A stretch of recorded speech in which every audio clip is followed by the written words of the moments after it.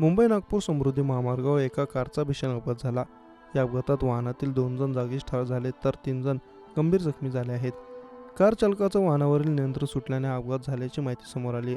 मिळालेल्या माहितीनुसार सर्व प्रवासी छत्रपती संभाजीनगरहून नाशिककडे येत होते. त्यावेळी वाटेतच कारने त्यांच्यावर घाला घातला.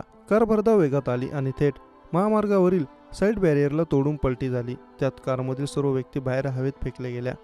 पोलिसांनी दिलेल्या माहितीनुसार अपघातात बाजीराव एकनाथ गांगुर्डे हे जागीच मृत पावले तर निशा रामकिसन गडगुळ वय वर्ष 20 यांचा उपचारादरम्यान मृत्यू झालाय.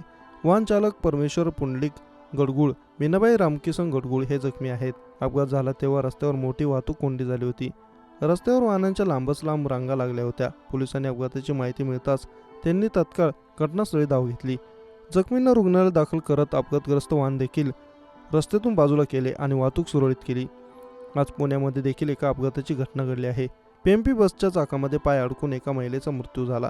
पुण्यातील दांडेकर पुलाजवळ ही घटना घडली. काशीबाई खुरंगळे असे मृत महिलेचे नाव आहे. महिला सोमवारी दुपारी पीएमपी बसमधून प्रवास करत होती. बसमध्ये पाठीमागील दरवाजातून जात असताना तिचा पाय चाकामध्ये अडकला. यावेळी बस चालकाने निष्काळजीपणे बस चालवली.